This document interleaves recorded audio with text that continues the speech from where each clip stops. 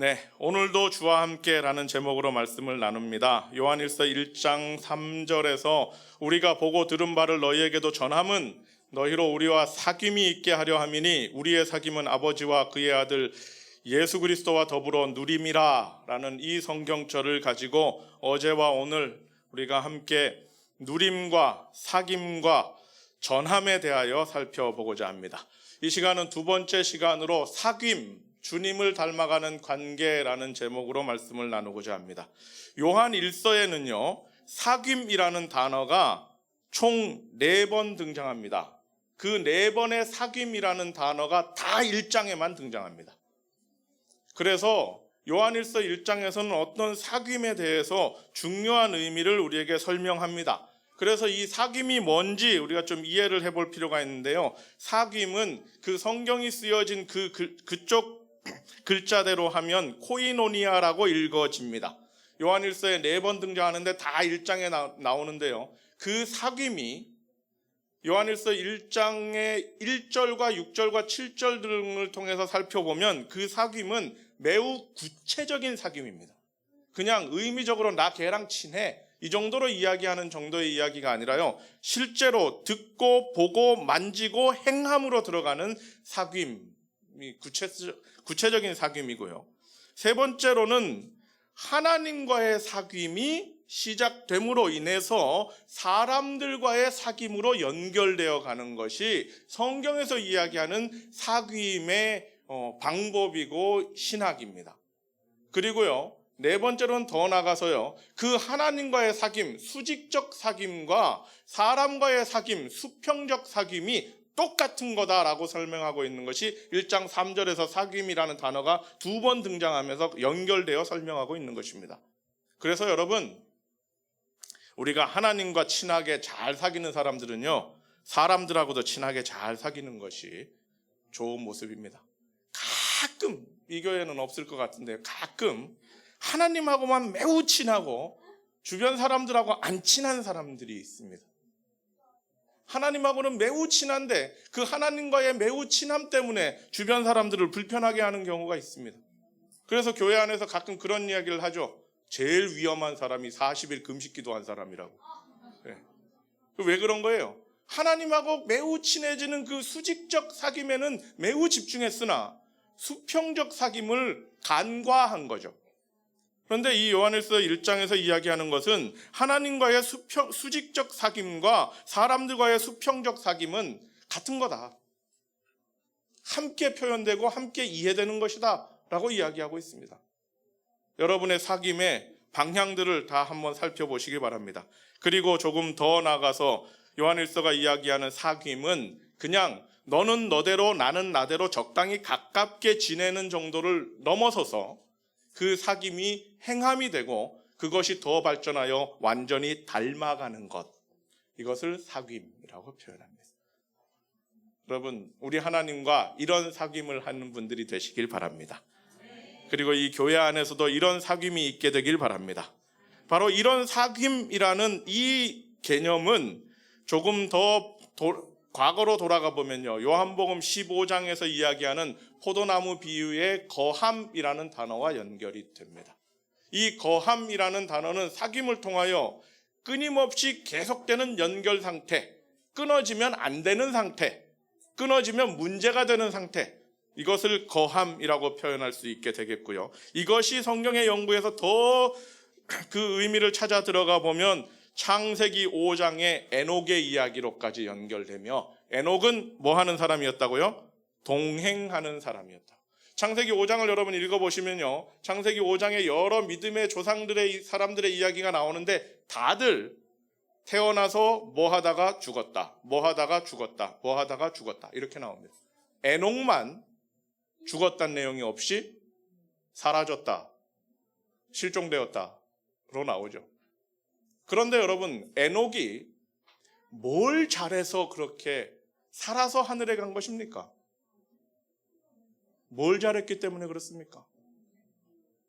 믿음의 조상들이 가지고 있는 특별한 각자들의 기여, 업적 이런 것들을 성경이 기록하고 있는데요, 유독 에녹의 경우는 그가 뭘 잘했다는 기록은 하나도 없습니다. 그냥 뭐 했다고요? 동행하였다. 동행하였다. 함께 걸었다.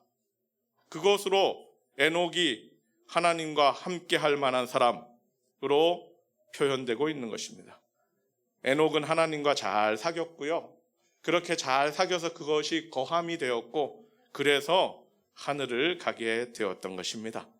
여러분, 우리도 하늘나라 가기를 바라신다면 내가 교회 안에서 뭔가를 크게 기여하겠다는 생각, 어떤 일을 해내겠다는 생각 이전에 오늘 내가 하나님과 동행하는가, 그것을 먼저 살펴보는 믿음의 사람들이 되시기를 간절히 바랍니다. 우리가 살아가는 세상은 정말 사귐이 없는 세상이죠. 연결은 늘었으나 가까움이 줄어들었고요. 세상 사람들이 서로 정말 연결 잘 되고 정말 좋은데요. 저는 엊그저께 제 아들 하나가 공부하러 가겠다고 다른 나라로 갔는데, 그렇게 가면 영영 가는 줄 알았는데 오늘 아침에도 카톡이 와가지고 아빠 내 핸드폰으로 온 무슨 패스코드를 빨리 불러줘. 지구 반대편에 있는 녀석하고 그런 걸 하는 세상입니다. 우리는 연결은 늘었는데 이상하게 실제 가까움은 제대로 되지 않는 세상인 것 같습니다. 진짜 사귐이 점점 없어지는 세상이죠. 신앙에서도 마찬가지입니다. 한국 기독교계의 이슈들을 연구해 보면 이렇습니다. 2000년대까지는요, 이 교회가 모든 교단들이 다 성장 일변도였습니다. 다 성장했습니다. 다 커졌습니다. 전 세계의 각 교단별 전 세계의 가장 큰 교회는 대부분 서울에 있었습니다. 감리교회 제일 큰 교회도 여기 가까운 데 있었고요. 장로교회 제일 큰 교회도 여기 있었고요. 오순절교회 제일 큰 교회도 저기 여의도에 있었고, 성장 일변도였죠. 그러나 밀레니엄을 지나면서 우리는 좀 달라졌죠. 그 다음부터는 유지를 고민하게 되었습니다. 성장할 때는 밖에 있는 불신자들에게 어떻게 전도할까를 연구를 많이 했는데요. 이제 그 성장이 멈추게 되니까요, 교회 안에 교회와 연결된 사람들이 교회에 잘 나오는가를 생각하게 됐습니다. 그래서 가나안 교인이라는 말이 한때 많이 회자됐었죠.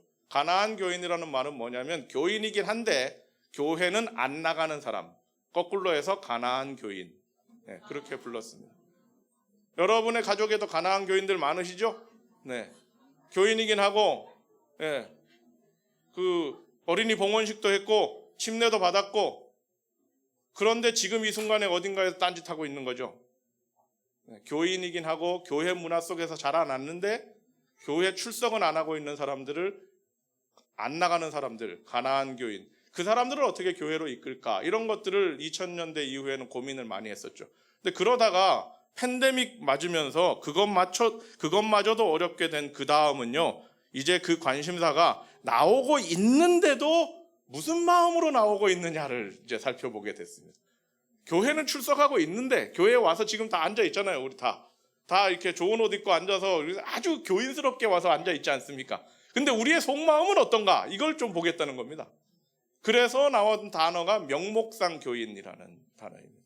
교회는 다니는데, 교회의 종교적 활동들에는 다 참여하는데, 교회 활동에 다 하고 정말 누가 보기에 다 교인 같은데, 진짜 그 속마음이 하나님과 동행하는가, 진짜 그 속마음이 하나님의 그 구원의 은혜를 가지고 살아가는 사람인가, 아니면 습관으로 문화적으로 그냥 교회를 다니는 사람들인가. 그래서 우리가 마태복음 7장 21절에 나더러 주여 주여 하는 자마다 다 천국에 들어갈 것이 아니라 아버지의 뜻대로 행하는 자라야 할 것이라는 말을, 우리 재림교회는 그동안 이 성경절을 그저 토요일 안식일을 지키지 않는 외부 다른 교단들을 향하여 던지는 말이었죠. 근데 어느 순간인가 우리는 이 말을 우리 스스로에게 질문해야 될 상황이 되었습니다. 내가 주여 주여 하며 교회를 출석하고 있고, 내가 하나님 앞으로 나오고는 있으나 정말 내 마음이 진짜로 교인인가, 진짜로 하나님을 섬기고 있는가 돌아볼 필요가 있다는 것입니다. 어떤 통계에 보니까요, 한국 개신교는요, 명목상 교인과 가나안 성도를 합치면 그 비율이 60% 정도가 된다고 합니다. 그러니까 하나님과의 사귐이 정말 제대로 들어가지 못한 상태에서 사귐의 모습만 가지고 있는 상황인 거죠.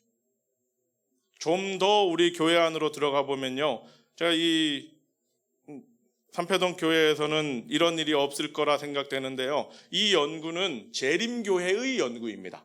타교단 연구가 아닙니다. 최근에 돌아가신 로저 더들리 박사님이라는 분이 20년간 평생 연구한 것입니다. 교회를 떠난 청소년들을 일일이 다 계속 추적 조사하고 계속 이메일 보내고 계속 전화해서 교회를 떠난 친구들은 너희들은 왜 교회를 떠났느냐를 연구를 해갖고 책 한 권으로 낸 거예요. 물론 한국어로 번역도 되어 있습니다. 근데 대표적으로는 이렇게 한 6가지 이유 때문에 우리의 젊은이들이 교회를 떠난다고 합니다.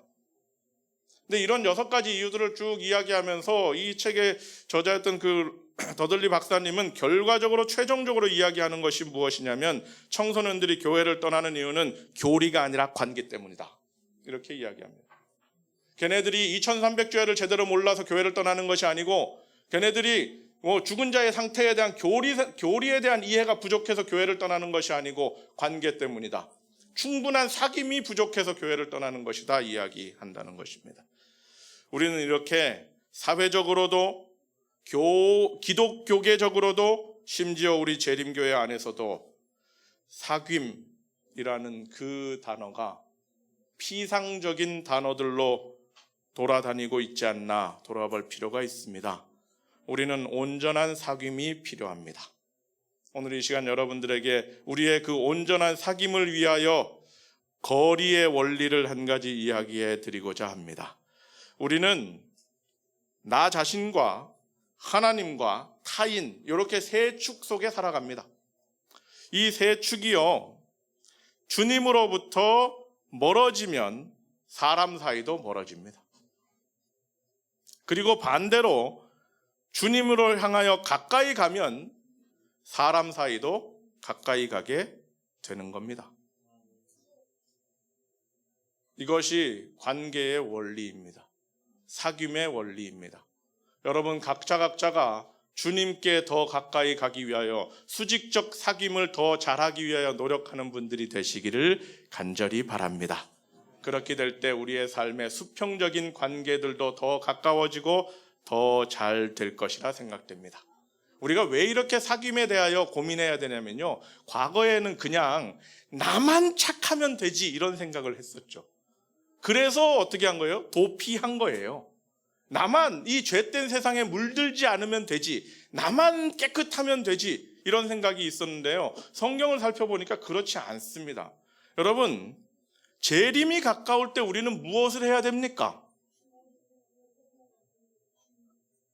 한때 우리 한국 재림교회는 재림이 가까우니까 우리 뭐 해야 된다? 산으로 가야 된다 해가지고 모든 것 정리하고 산으로 들어가서 신앙 때문에 신세 망쳤다라는 결론이 나왔죠. 재림이 가까울 때 무엇 해야 됩니까? 여러분, 우리 다 재림 성도들이십니다. 그래도 다 재림교회의 이름으로 재림 성도로 살아온 세월들이 많으시잖아요. 일단 이런 것들을 재림 성도로서의 가락이 있으시잖아요. 2대, 3대 재림교인이시고, 그러면 이 정도는 기본으로 이해하고 계실 것이고 생각을 가지고 계실 것인데, 재림이 가까우면 우리는 무엇 해야 됩니까?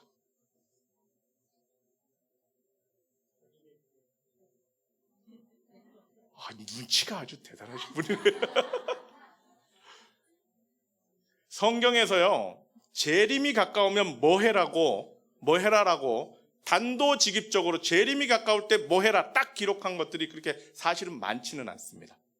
우리가 뭐 재림이 가까우면 전도해야 된다, 재림이 가까우면 뭐 영적 부흥이 필요하다, 재림이 가까우면 뭘 해야 된다, 이런 것들은 대부분 성경의 내용들을 해석한 누군가의 말입니다.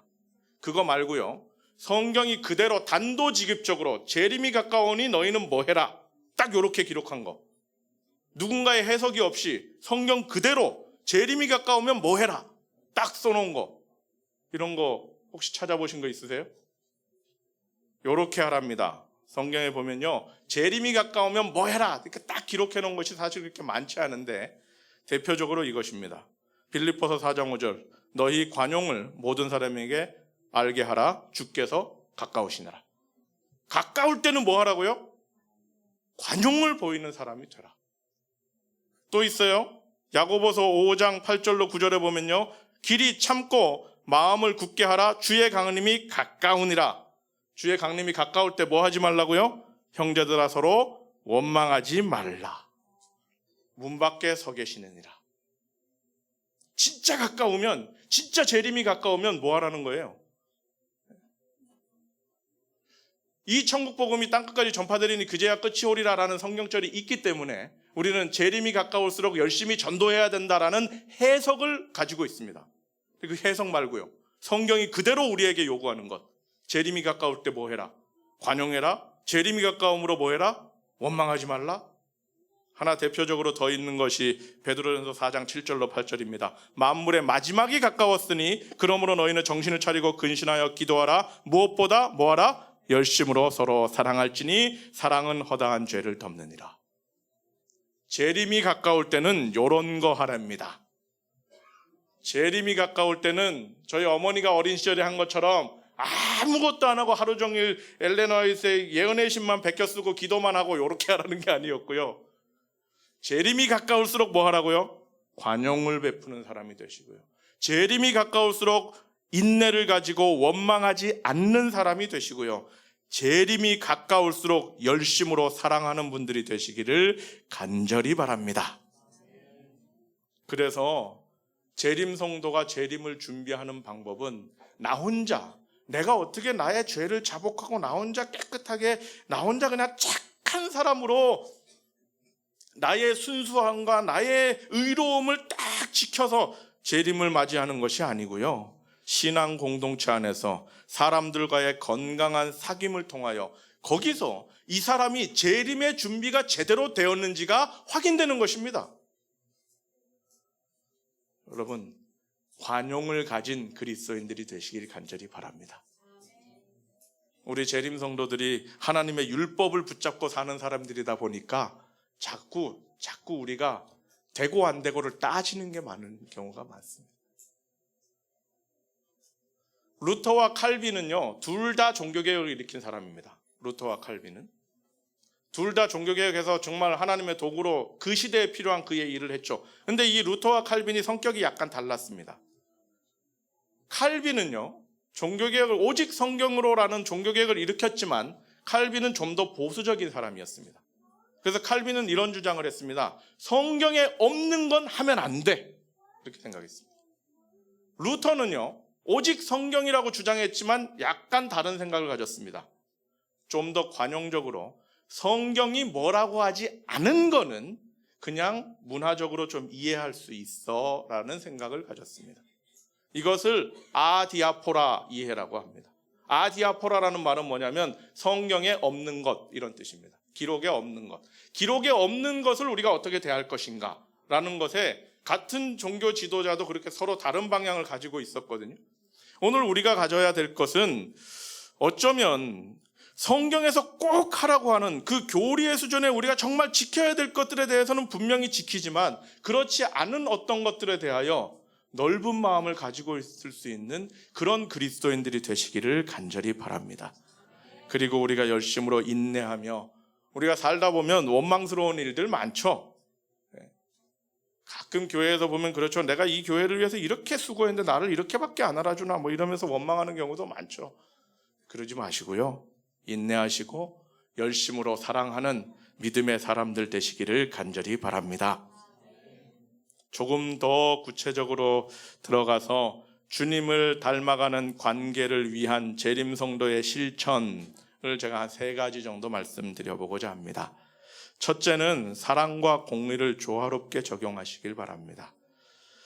교회는 사랑이 필요하고요, 공의도 필요합니다. 우리가 이것이 좀 잘못돼서 근래에 우리 한국재림교회도 이런 이슈가 있었죠. 우리 하나님은 사랑이시라, 사랑의 하나님은 심판하지 않는다라는 주장을 하시는 꽤 유명한 한 분이 있어서 교회를 크게 흔들었었죠. 교회는 사랑도 필요하고 공의도 필요합니다. 이 사랑과 공의의 조화가 우리의 신앙을 바르게 하는 것인데요, 이걸 어떻게 조화롭게 하느냐가 우리에겐 중요한 이슈죠. 사랑, 공의, 그것은 사랑이라고 말하면 복음을 이야기하는 것이고요, 공의라고 말하면 율법을 이야기하는 것이죠.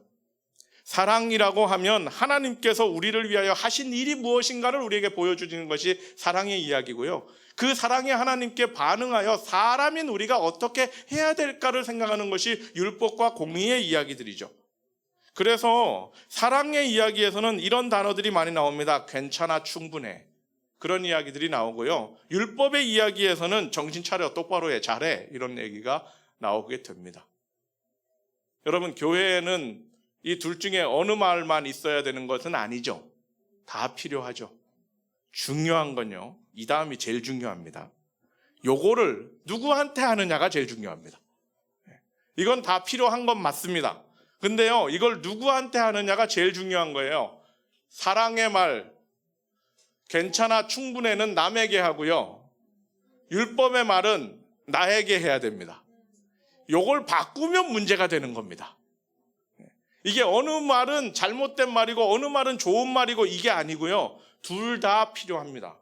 우리는 그것에 조화로운 적용이 있어야 되고 균형이 있어야 교회는 바르게 발전해 나가고 교회의 신조는 바르게 지켜지며 그 교회는 더욱더 순수하고 아름다운 사명을 이루는 교회가 됩니다. 그냥 교회가 다 괜찮아, 충분해, 아무 문제가 없어, 너는 사랑받기 위해 태어났어, 너는 아무거나 마음대로 해도 돼, 이렇게 말한다면 그 교회는 금방 무너지는 교회가 될 것입니다. 반대로 교회가 계속해서 똑바로 해라, 그렇게 하면 안 된다, 저희 아버지처럼 그러시면 그 교회는 힘들어져요. 중요한 건요, 둘 다 필요한데, 두 정신이 다 필요한데 요걸 어디다 적용하느냐입니다. 여러분, 이거 자꾸 바꾸지 마시고요. 대부분 사람의 욕망이 이걸 바꾸게 돼 있어요. 그죠? 나는 자기가 한 문제는 웬만하면 괜찮대요, 다. 그럴 수도 있대. 그럴 수밖에 없었대. 너라도 그랬을 거다. 뭐 이럽니다. 근데 남이 뭘 좀 실수하면 장로가 그래서 되나?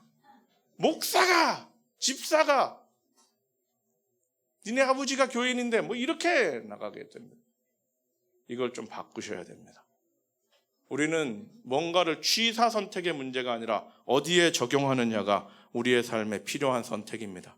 복음은 남에게, 율법은 나에게 적용하는 믿음의 사람들 되시길 간절히 바랍니다. 갈라디아서 6장 1절은 우리에게 이렇게 말합니다. 신령한 사람들은 온유한 심령으로 그러한 자를 바로잡고 자신을 살펴보아. 남들 보기 전에 자신을 먼저 살펴볼 수 있는 사람, 그런 사람들이 신령한 자들이고 그런 사람들이 올바른 신앙인들입니다. 여러분, 좀 그렇게 마음먹어 보시겠습니까? 그럼 한번 따라서 크게 외쳐보겠습니다. 복음은 남에게, 율법은 나에게. 그런 태도로 살아가실 때 우리 교회가 어떤 죄를 지은 사람도 주님을 향하여 부담 없이 찾아올 수 있는 교회가 될 수 있고, 어떤 교회보다도 순수하고 진정하고 정직하게 하나님을 따르는 교회 또한 될 수 있습니다. 그것이 우리에게 좋은 주님을 닮아가는 아름다운 관계를 위한 재림성도의 실천일 것입니다. 두 번째로 주님을 닮아가는 관계를 위한 재림성도의 실천은 먼저 손을 내미는 분들이 되시길 바랍니다. 우리는 뭐 때문인지 그놈의 자존심 때문에요, 먼저 손 내밀기가 참 어렵죠. 저는 어찌 하다 보니 저 여인과 결혼해서 산 지가 벌써 25년이 됐는데 저희는 행복하게 잘 살았을 것 같습니까? 맨날 싸웠을 것 같습니까? 그럴 것 같죠. 네. 저희는 학교 다니면서 결혼을 했어요. 저는 대학원을 아직 졸업하지 않은 상태에서. 왜 그랬냐면요, 신혼여행 가고 싶어서. 그 당시에는 목회를 시작한 다음에 결혼을 하면 아무리 이 휴가를 많이 받아도 4일, 일요일에 결혼했는데 그 다음 금요일에 교회 와야 돼요. 안 오고 어디 여행 간다고 계속 돌아다니고 있는 전도사는 정신머리 없는 전도사로 이렇게 유명해집니다. 그래서 4일. 생각해보니까 이러면 안 되겠어요. 그래서 우리는 연애를 하면서 우리는 신혼여행을 특별히 대단하게 가보자. 유럽 배낭여행을 한 달 가자. 그러려면 목회 나가기 전에 결혼해야 된다. 이래가지고 직업도 없는 것이 그냥 결혼을 했어요. 제가 보기에 제일 용감하신 분은 장모님이세요.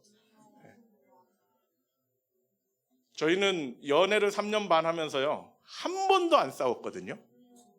전 정말 천사인 줄 알았습니다. 여기 아직 결혼을 안 하신 분들 계시죠? 혹시 결혼하시거든 신혼여행을 절대로 배낭여행을 하지 마십시오. 절대로. 제가 그 신혼여행을 갔다 온 다음에 대학원 졸업하기 위해서 졸업 논문을 써야 되는데, 그 여행 갔다 온 다음에 제 졸업 논문의 제목을 재림교인이 이혼해도 되나 안 되나를 가지고 연구를 했고, 아직도 그 논문은 국회 도서관에 있습니다. 창피해 미치겠습니다. 배낭여행이니까요, 돈 아껴야 되고, 그러니까 다 걸어야 되고, 그래서 그 당시 유럽의 첫 도시였던 부다페스트에서만 둘이 손잡고 다닌 것 같아요. 그 뒤로부터 점점 더 멀어지기 시작했습니다. 중간에 파리쯤 오니까요, 저 혼자 한참 앞에 가다 뒤를 돌아보고 빨리 와라 그러면은 뒤에서 혼자 가라.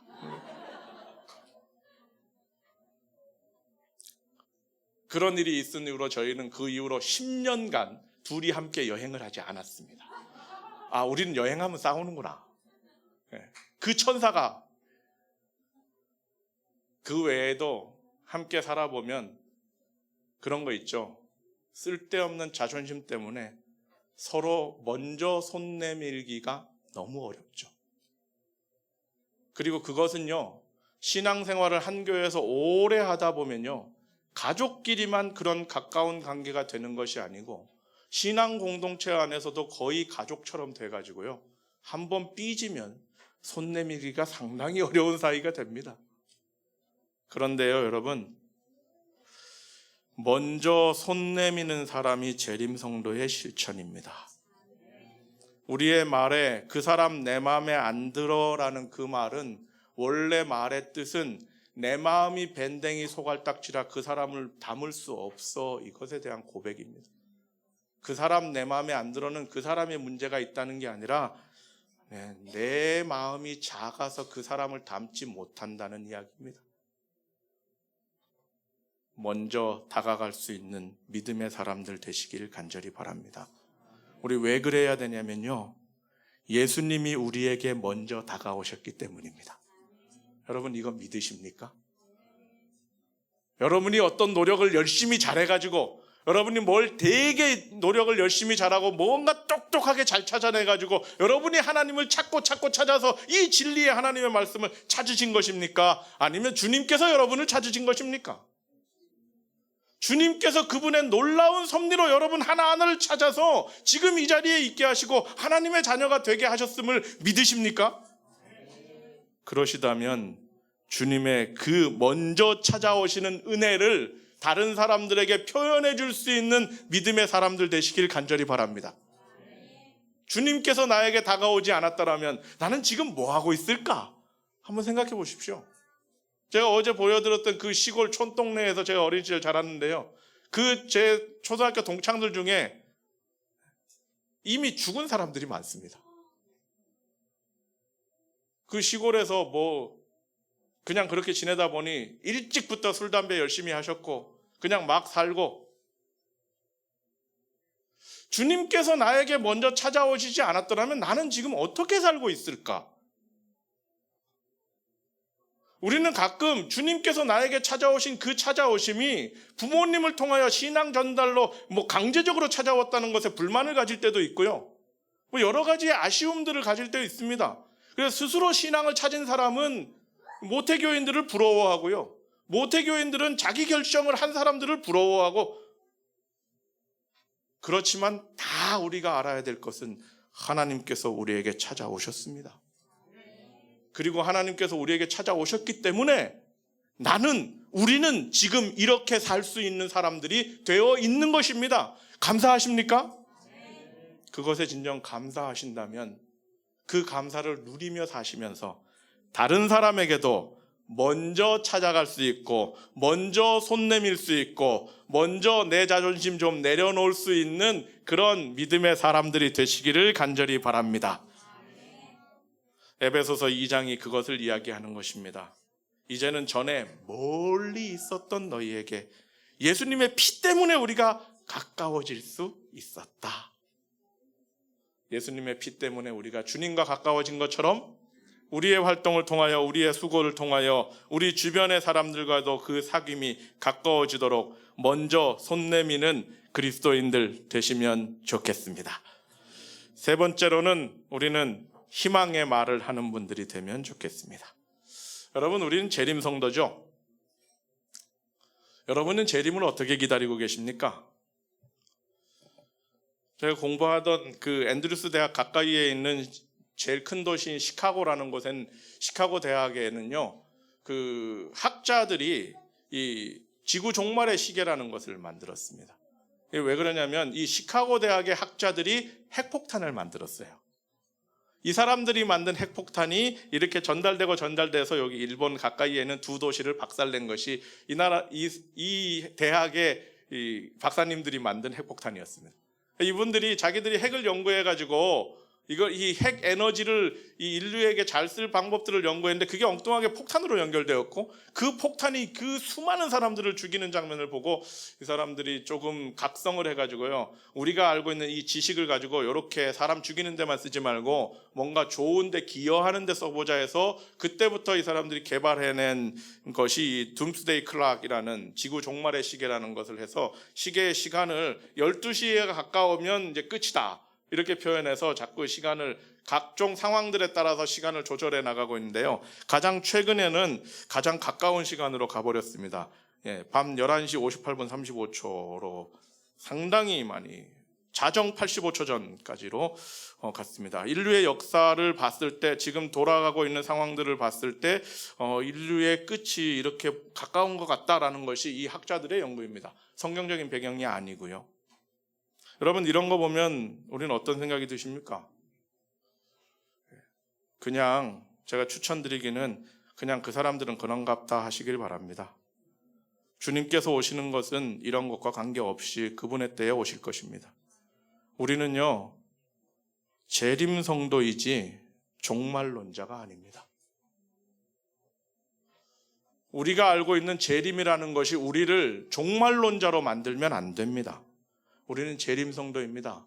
재림성도라는 말은 주님의 오심을 기다리는 사람들이라는 뜻이지 세상에 망할 날을 기다리는 사람들이 아니라는 것이에요. 이놈의 세상 빨리 망해버려라 하면서 어떻게 빨리 망할까를 이렇게 바라보고 있는 사람이 아니고, 내가 사랑하는 그 주님을 만날 날을 기다리는 사람들, 이것이 재림성도입니다. 그래서요, 우리는 우리가 무엇을 믿는가라는 그 지식뿐만 아니라 그 믿음이 오늘 우리의 삶을 어떻게 변화시키고 있는가라는 체험이 연결되어야 우리의 신앙이 아름다운 신앙이 될 수 있습니다. 여러분, 정말로 재림을 기다리십니까? 그렇다면 그 가장 좋은 재림을 바라보면서 여러분, 우리의 삶에 어떤 문제가 있더라도, 어떤 아픔이 있더라도, 어떤 눈물이 있더라도 아직은 가장 좋은 것이 오지 않았다는 생각을 가지고 그 재림을 바라보는 분들이 되시길 간절히 바랍니다. 살다 보면 힘든 일들 많으시죠. 살다 보면 내 뜻대로 안 되는 것들이 많죠. 그렇지만 그런 문제들 앞에서 우리가 좌절하는 것이 아니라요, 아직 가장 좋은 것이 오지 않았다 라고 말할 수 있는 사람들. 그래서 하이픈의 글 중에 이런 말이 있습니다. 최후의 순간까지라도 희망에 대하여 말하라. 이것이 재림을 기다리는 사람들이 사는 모습입니다. 우리의 삶에 어떤 불행이 있다 할지라도, 어떤 좌절이 있다 할지라도, 어떤 아픔이 있다 할지라도 최후의 순간까지 희망을 말할 수 있는 사람, 재림성도입니다. 살다 보면 이상한 사람 만날 때 있어요. 그래서 저거는 진짜 구제불능이다 이런 생각이 들 때가 있고, 정말 상종하지 않는 게 최고다 이렇게 판단될 수 있을 때 우리는 뭐니까요? 재림성도니까. 그런 그 사람에게도 십자가의 피로 개선의 여지가 있다라는 희망을 가질 수 있는 사람, 이런 사람이 재림성도입니다. 그래서요, 어떤 사람이 진짜 재림성도라면요, 좋은 상황에서 나쁜 점 찾아내는 사람이 아니고 아무리 나쁜 상황에서라도 좋은 점 찾아낼 수 있는 사람이 진짜 재림성도입니다. 이런 분들 되시기를 간절히 바랍니다. 우리가 그런 말을 할 때 우리의 사귐이 좋은 사귐이 됩니다. 그래서 재림성도는 이런 말하는 품위를 가진 분들이 되시면 좋겠습니다. 우리가 말하기 전에 필요한 말인가? 지금 할 말인가? 이 말이 예절에 맞는 말인가?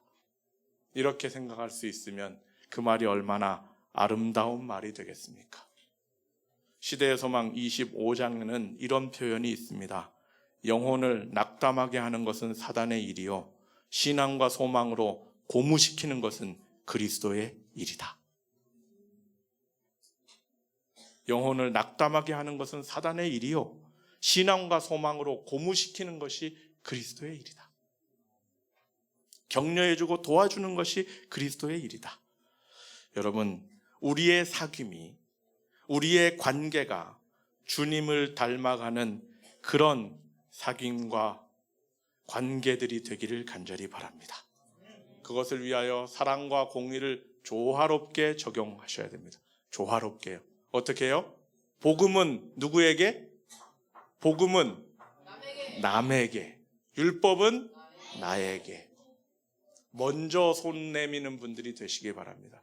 주님께서 여러분에게 먼저 손 내밀었기 때문에 우린 이렇게 믿음의 삶을 살아가고 있습니다. 희망의 말을 하시는 분들이 되시기를 간절히 바랍니다. 창세기 5장에 나오는 에녹은 그가 평생 잘한 것이라고는 동행하였다라는 것밖에 없습니다. 근데 그 동행이 하나님을 닮아가는 것이었습니다. 계속해서 하루하루의 걸음이 하나님과 함께하는 것이었습니다. 그러다가 어느 순간에 우리 하나님께서 그래 이제 그냥 우리 집으로 가자 해서 승천된 것이죠. 여러분, 우리가 이 세대를 살아가는 우리의 하루하루의 삶이 하나님과 동행하며 하나님과 함께 거하며 그것이 하나님과 아름다운 사귐이 되어서 여러분의 사귐을 통하여 여러분도 하나님과 가까운 사이가 되시고 그 사귐이 우리 주변에 수평적으로도 잘 전달되어 이 교회 안의 사귐이 아름답고 이 아름다운 사귐이 주변으로 퍼져져서 더 좋은 소금이 되고 빛이 되어서 아름다운 주님의 그리스도인들 되시기를 간절히 바라며 오늘 준비된 말씀을 마치겠습니다.